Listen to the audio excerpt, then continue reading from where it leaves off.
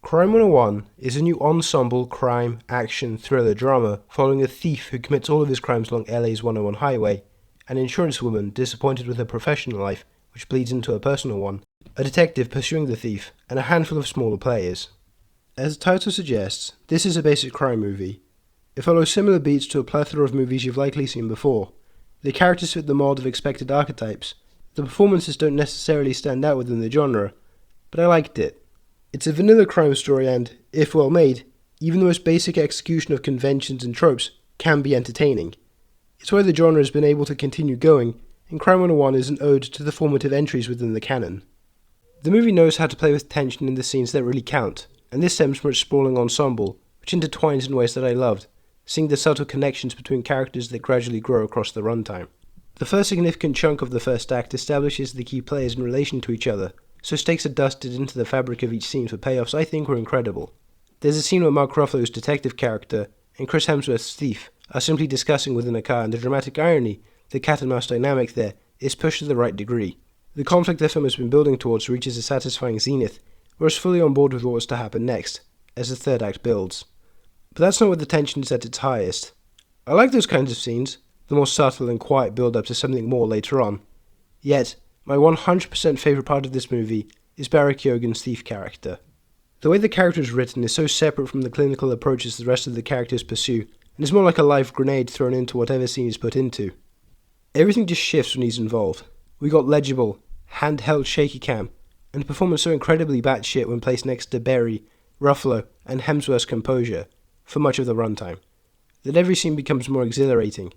Not edge-of-your-seat thrilling. The honestly generic storytelling does hinder the movie's capacity to go that far, but they're fun and lively like this sort of movie should definitely be. And then I have to talk about the action scenes. The car chases are likely what you're here for if you're going to end up watching Crime 101. They are serviceable, cookie-cutter car chases, and, thus, they're fun when lightly sprinkled into the slow-burn character drama the movie more focuses on. What I did love about this movie especially is everything to do with Keoghan's character's dirt bike. I thought the rapid, unclear and jarring style of filmmaking approach to the bike going fast is the film's best attribute. They're crazy to watch, I thought.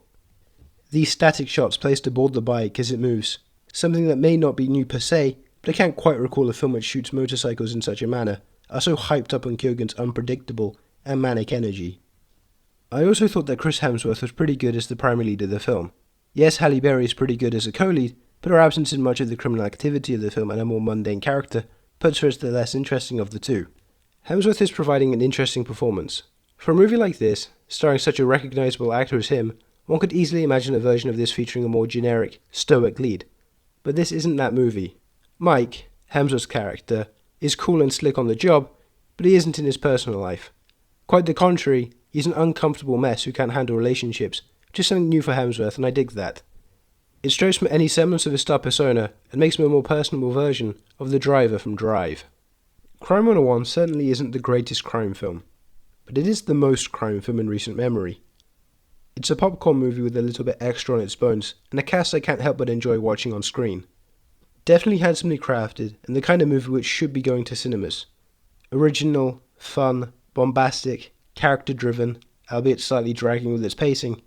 Action is a rarity nowadays in cinemas, and I could do with one of this style of movie yearly. Crime 101. 3 stars. Well, that's all. Keep on watching movies, and form your own opinions. See you in the next one.